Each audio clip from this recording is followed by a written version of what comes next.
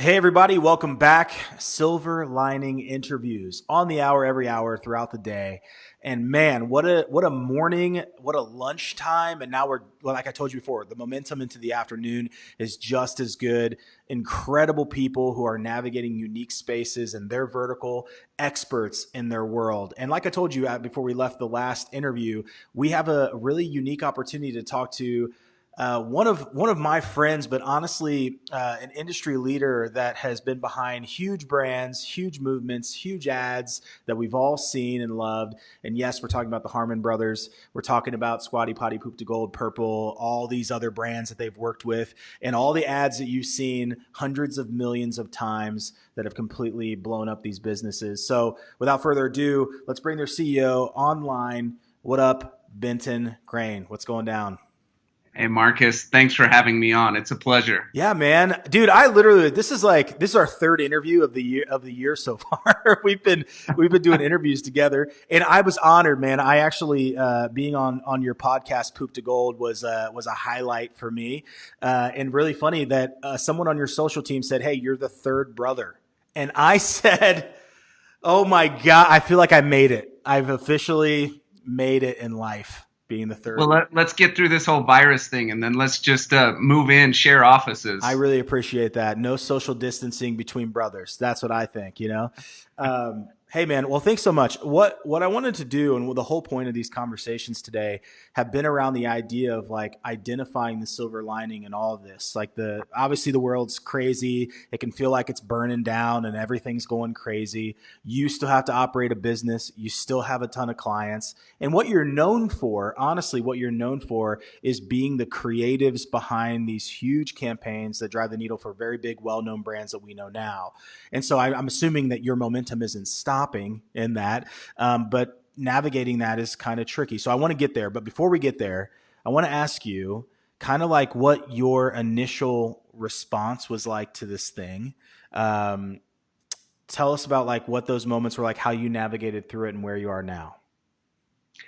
Yeah, so as I think about, the our company and what our company needs to do and how we need to react to this, my first response was to reach out to the team. I sent out a CEO newsletter to the team and just gave them a message of hope and optimism. And I just wanted to really hit home with the team that, hey, there's some crappy stuff going on right now. There's a lot of uncertainty. There's a lot of wildness, but don't hang your head. Don't get down. Let's be optimistic about this because there is always, like you said, silver linings in this. And that's what we're going to look for. And that's what we're going to find.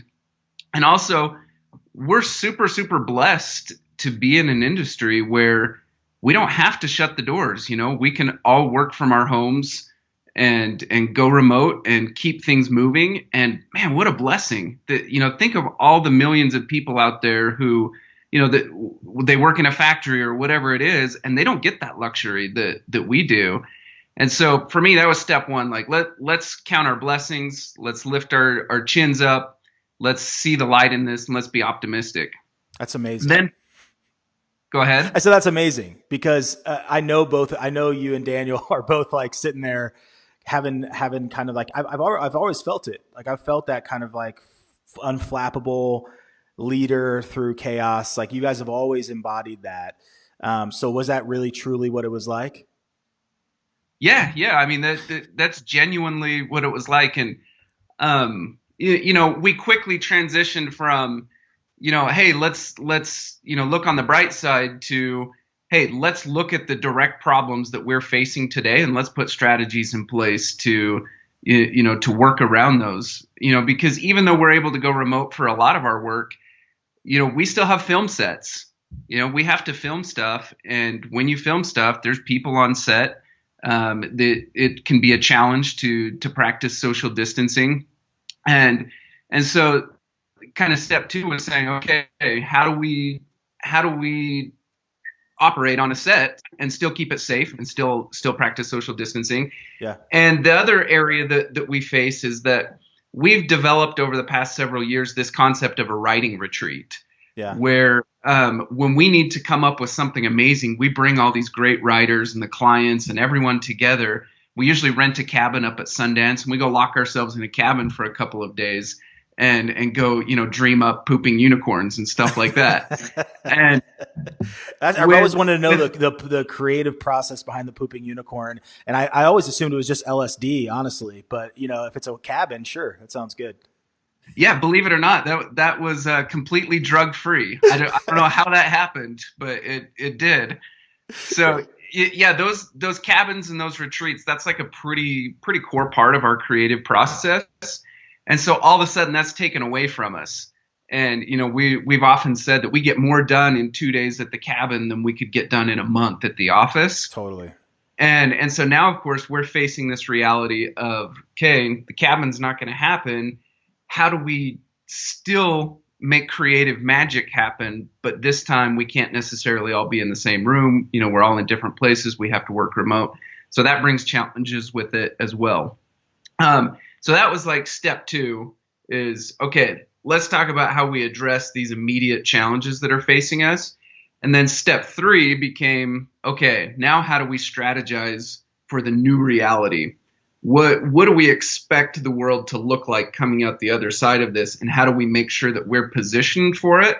And how do we get a few steps ahead of everyone else? Well, I shouldn't say most, but I feel like way too many people are kind of taking a wait and see approach. Yeah. And I feel like that's going to put them behind the curve. And so the people who are actively strategizing and thinking about what does this look like and how do I position myself or position my company so that we can hit the ground running and hit this hard and go right back into growth mode. Yeah, it's so weird, man. It's so weird that Ryan said this before, like we don't have permission to sit around and curl up into a ball, right? Like the people that are going to win through this adversity are going to be the people on the plan when they feel like the storm is gone now and the market's going right back up again. And I really do think, man, like we need people who are going to be guides on the other side of the storm. And they're going to be people that are informed like this, that have a plan for it. And there's going to be a ton of businesses that are looking for those very capable people to help them get back to normal. And so I'm so amazed. It's amazing because the trend today has been that every person that we're speaking to, like yourself, has been kind of saying this in their own way, but the theme is still there. Like, yeah, preparedness is great, but also understanding like that this is going to end. And you believe that, right? Like every single person that's been on here is like, hey, everybody's like, man, this is going to go on. What happens if this goes on for 2 years? And I'm like, I just don't think that's the case because we've just seen it before. Even if it did go on for 2 years, from my perspective, that doesn't stress me out because I know that we are adapting to whatever our new reality is going to be. And so whether this thing is 2 weeks, 2 months, 2 years, I don't care. I'm going to treat it the exact same way, and my company is going to work towards the exact same goals in terms of how do we pivot and how do we adjust so that we can bring massive value to our clients in these times of uncertainty. It's great. Okay, so here's the more fun question for you. We'll get into how you lead your teams and how you guys are doing what you do on the creative process, like remotely, because I think a lot of people want to know what that is. Here's the question I have. So you're probably some of the best writers I've ever been around, and you're absolutely my aesthetic because you're hilarious, like so funny. I literally have laughed out loud by myself watching your advertisement and your work, but I've also just anything I read, I laugh too. So I know that at a core of your business is also this idea of like kind of some lighthearted. Your character diamond definitely is speaking to like humor, right? So in these times, do you pacify? Like, are you tamping that down at all, or are you ratcheting that up? When you're looking at projects and you're navigating this, like how are you addressing the emotion of this thing? So I personally believe that humor is probably one of the best medicines during hard times. Putting a smile on somebody's face, giving somebody a good laugh is always a good thing to do. But when you can do it in the middle of uncertainty and the middle of fear, how much better, right? Yeah. And so I feel like as marketers, we actually have a really huge opportunity right now because, Daniel always says, it's so much easier to teach a comedian to sell than it is to teach a marketer to be funny. And so that's why we're always collaborating with comedians. We're always hiring comedians to come in and collaborate with us on our projects and to help us. So, when you talk about our ads being amazing and funny, like, I'm not going to take credit for all the hilarity that ensues in those, because like at the end of the day, I'm probably the most boring person in our company. But we bring in these amazing comedians, and right now, comedians are hurting. Like they survive on gigs that, they go into comedy clubs where people are, and that is all shut down. And so, comedians are already a crowd that tend to be, kind of starving artists. Yeah. And right now they're hurting worse than ever. And so as marketers, this is such a golden opportunity to be reaching out to those comedians and bringing them in for collaborations, because they're hungry. They want the work. We want their, we want their talents, because it's going to make our messages so much more palpable right now, and so much more. I guess it gets rid of kind of the tone deaf nature of direct response marketing, right? Yeah. So often direct response marketing is like so hardcore sales. Yeah. That it just really it has this feeling of like, oh, I just want to suck all this value out of you. Like, just give me all your money. That's kind of the feeling. And especially right now, that's like really, really tone deaf. Yeah. And so if you can bring humor into it and soften that up. And so instead of just hitting with this hard sales message, yeah, you still have the sales message there. You're still presenting a problem and a solution and a call to action and all the things that drive that sell and get your business the ROI that you need. But you're doing it in a much more fun, tasteful, shareable way, because you're incorporating humor, brand voice, brand character, brand universe. And now is as good of time as ever to be able to access the talent that can help you do that. See, that's super smart. And I do think that, one, you and I both value comedians. People always ask me, they're like, what podcasts are you listening to, or books on tape in your car? And I'm like, no, I listen to comedy all the time when I drive everywhere. And people have also asked, like, where did you start when you're thinking about speaking? And I was like, I watched Richard Pryor. Like, I watched all these people with perfect comedic timing and the way that they worked an audience. And it was really cool to see that. The creative process I really want to dip into now is actually about, yes, the comedians are great. All that is uplifting and totally fits on brand. What is it about, I guess let me say it like this. When you're looking at people who are saying this is the time to kind of slow down, and these people maybe that are listening right now have never gone through a quote unquote creative process to think about how this directly ties into their business, what are some things that people can do right now to maybe start thinking about that brand voice themselves, like in their own business? And I think that is good, because if you're saying that direct response is kind of tone deaf, then people are sitting there going like, well, am I tone deaf? Like, what is the litmus test right now, so that people can kind of understand, like, how am I communicating? What process do I need to go through to help my message?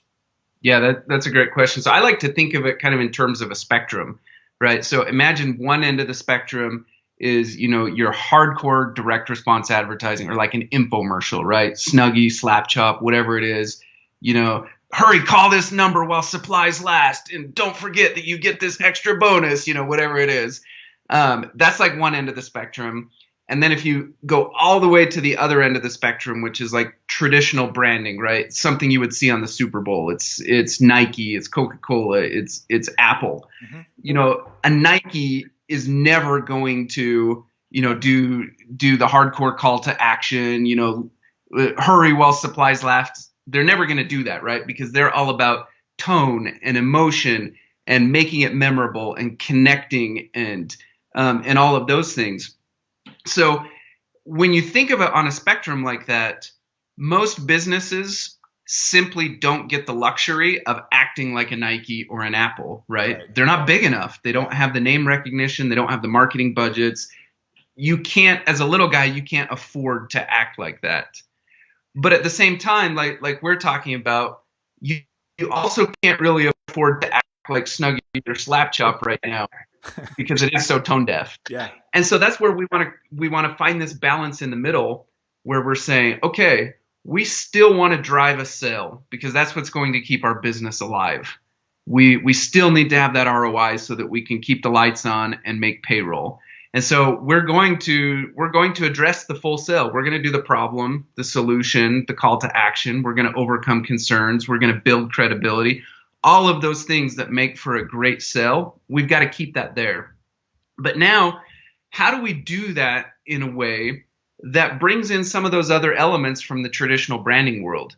How do we incorporate things like that brand character?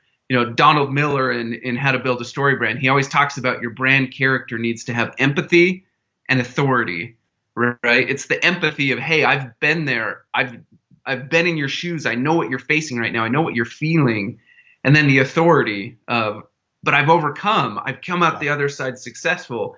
Now let me help you do the same. And if you can create that brand character and give the character a voice, maybe it has humor, maybe it doesn't. But you give your character a voice. You make your character memorable, whether that character is fictional or a real person. Maybe the character is you. Maybe it's the founder of your business.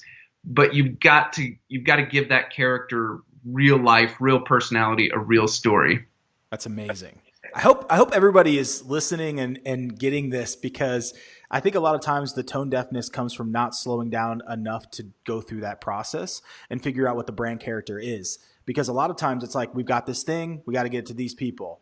But they don't understand that the vehicle many times is creating that narrative and creating that person and creating that persona that gets you there, that people can empathetically attach themselves to. It's like, Ryan Dice has been the face of digital marketer for a long time, and there's a lot of faces. But the one thing that I think is really great is, like, Ryan is a super savant, but also super goofy and approachable. And that's the kind of character diamond and balance he has to have. And by the way, when I speak in character diamonds, I only learned that from Ryan and people like you, because that's a traditional, like, screenwriting, playwright kind of thing to do. But I love that you have do you approach, and this is a funny question, do you approach your projects with that as well? Being like, we have to create this brand message and it's going to be unique from the previous one. So how do you create kind of that I guess that character diamond? Do you have a process that you guys go through that allows somebody to kind of feel like this is the balance, here's the traits of like what this brand is going to be? Yeah, I would say that, I'll bring Donald Miller back up. I would say that process pretty closely aligns with Donald Miller's outline of saying, hey, the hero in this story is not you. The hero in this story is not your product. The hero is the customer. The customer is on their own journey. They have their own problems that they're facing, and they're trying to achieve some sort of success or avoid some sort of failure, right? And by acknowledging that and saying, okay, our brand character is just going to be the guide. It's going to be Obi-Wan Kenobi to Luke. Yeah. And that's a really important acknowledgement, because so oftentimes in direct response marketing, we just get so focused in on the product and how awesome the product is that we try to position the product as if it's the hero in the story. And it's not. The product is actually two steps removed. The product is just the tool. So you've got your hero, the customer, you've got your guide, the brand character, and then the product or service, whatever it is you offer. That's just the tool that the guide hands to the hero so that they can go be successful. So as Obi-Wan Kenobi gives Luke a lightsaber and teaches him to use the Force, he just equipped Luke to go be successful in his own journey. Yeah. And so we as marketers have to recognize that.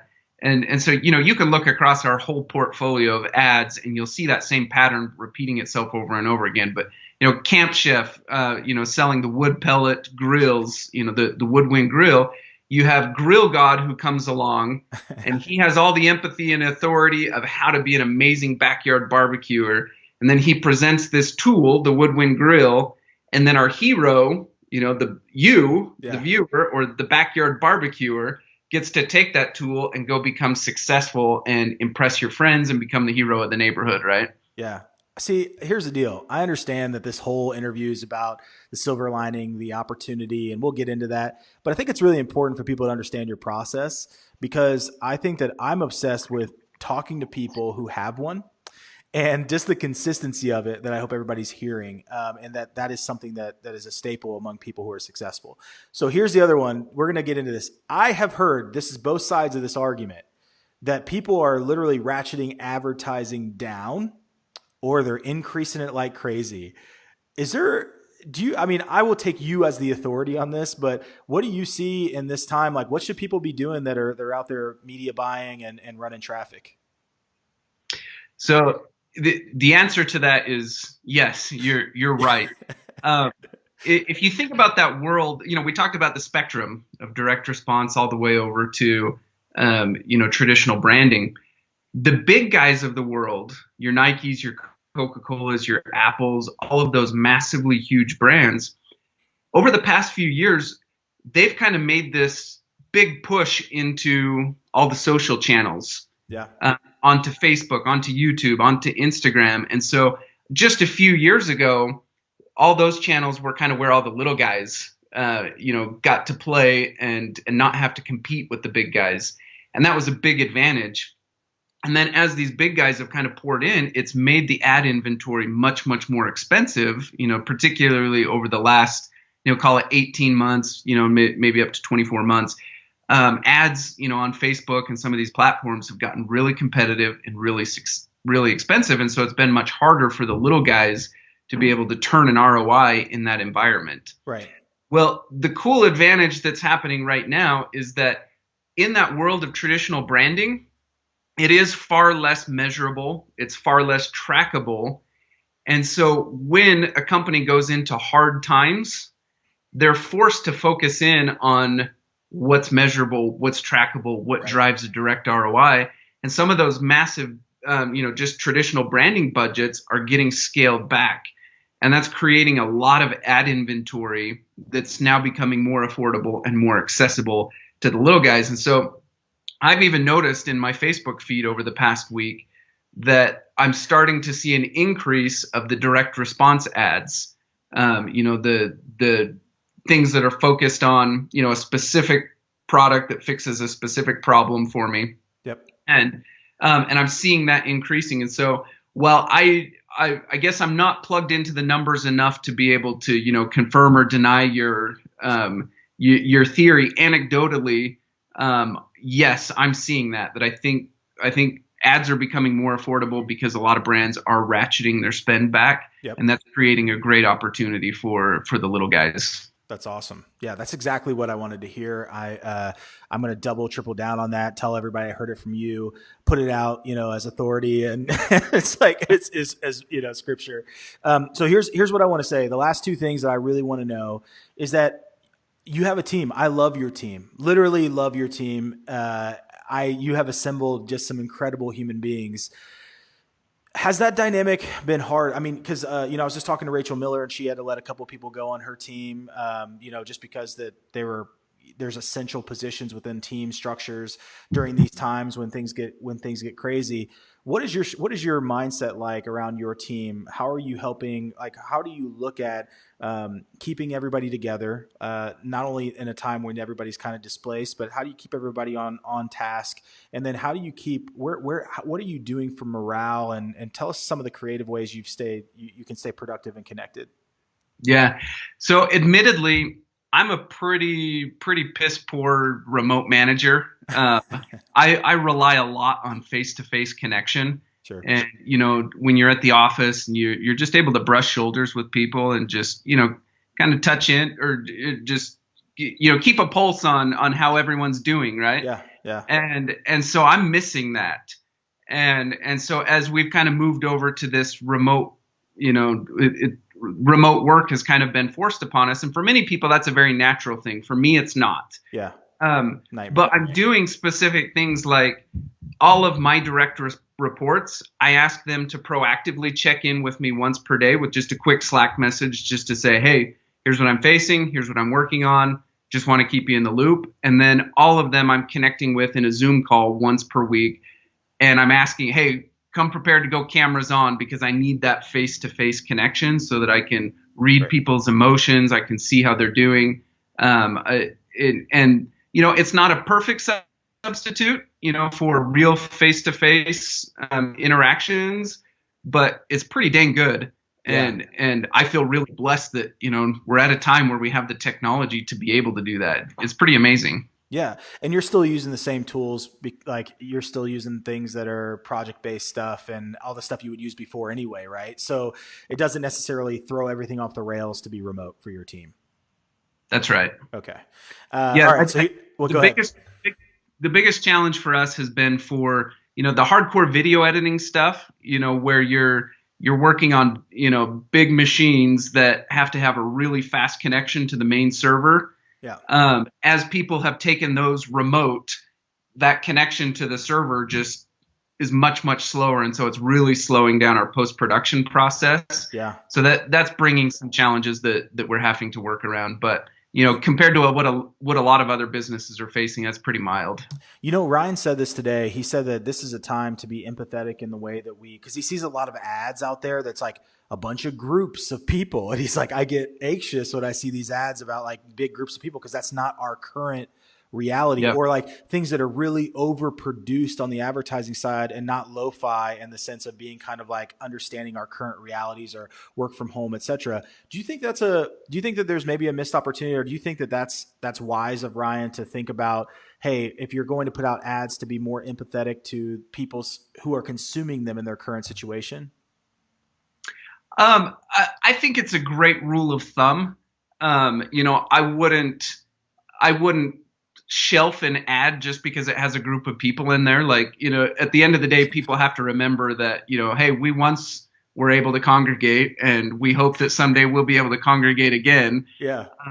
And so, if the ad works, I wouldn't hesitate to run it. But I think it's very smart to think in those terms and to ask ourselves those questions like, are we being tone deaf? Are we being insensitive? And if so, what strategies can we put in place to mitigate that? Great. Okay, so Ryan's wrong. Got it. All right. So the last thing I want to say is like, and I asked every single person this, in slow times right now, like what are some of the things that you are paying attention to? And it's crazy because we're like fast, fast, fast all the time, right? And so this is literally forced global slow time for people to be able to kind of reflect and do some things that maybe they normally wouldn't be able to do because everything's so fast. What are some things that you're doing maybe in a slower time that have been productive and helpful for you?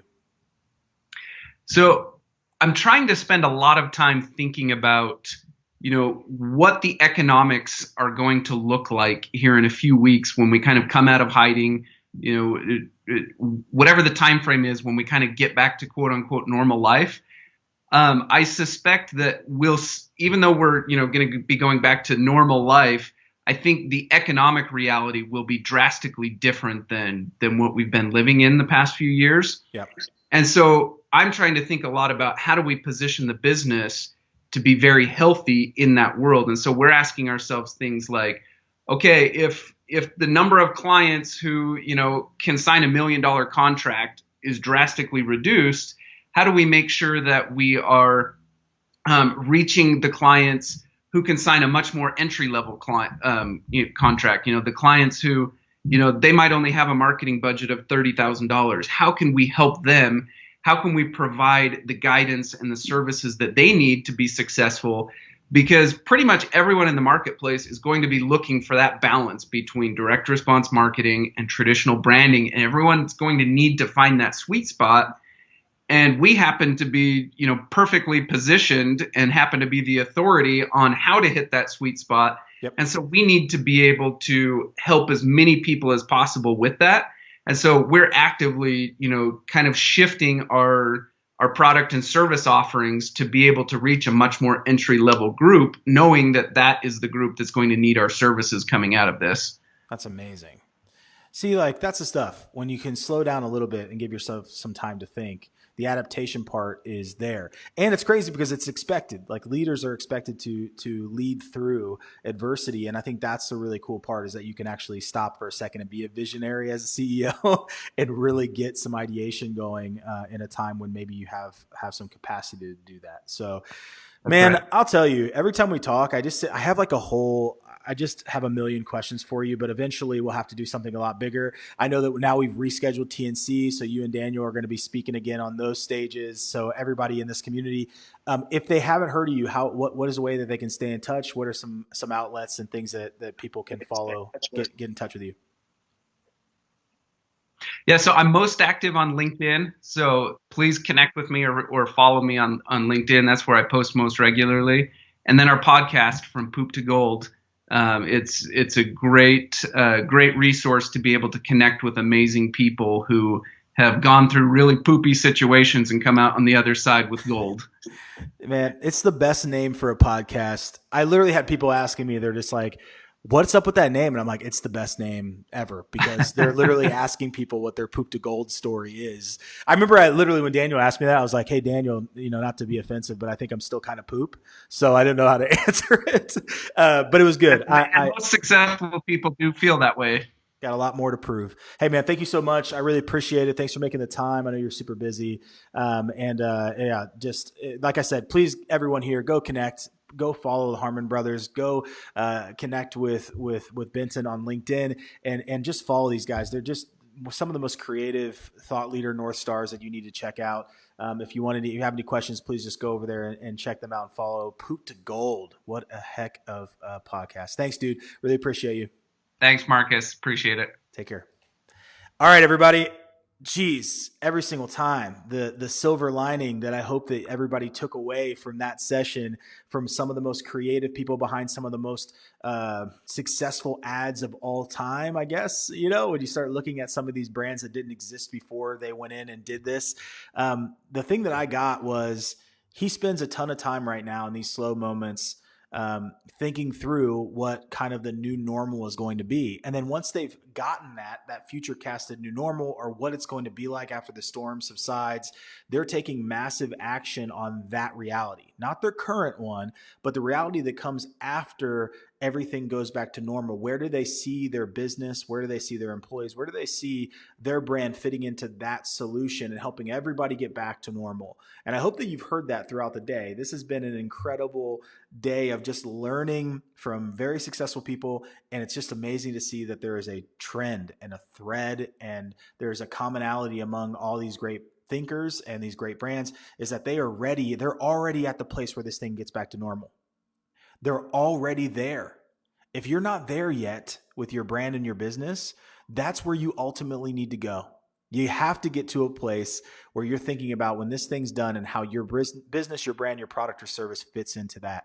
So here's what's up next. Coming up here in 27 minutes, we have Elliot Clark, which is better known by as Apartment Bartender. If you want to go on Instagram right now, you can look up Apartment Bartender. This dude is exceptional. Happens to be basically my little brother, but also just a wildly successful entrepreneur who has been leveraging himself as an expert. But here's what we're going to talk about. He is in the influencer marketing space. Okay. And it is a dirty, weird place. But he has helped us navigate DigitalMarketer, help us navigate through that. He's going to have a ton to say on like what it looks like to work with influencer marketing, what it looks like to build a brand in this situation, how he is going to position his brand and the brands that he represents on the other side of this thing. And then finally, the last two interviews of the day, we've got Goldie Chan, who's been called the Oprah of LinkedIn for many moons, and she's amazing. So Goldie Chan is going to join us to talk about video and the importance of what you're building content and brand. And then finally, to round out the day, the CEO and founder of Hawk Media out in LA, Eric Huberman, is going to be here, and he's going to talk about how they've literally been growing. And even in this market, even in this climate, they are up and to the right. And so he's going to talk to us about that. $75-100 million a year. That's what those guys do. And I'm just so happy that I get to share these conversations with you today. So silver lining, we'll be back soon. 26 minutes. We've got Elliot Clark from Apartment Bartender. See you soon.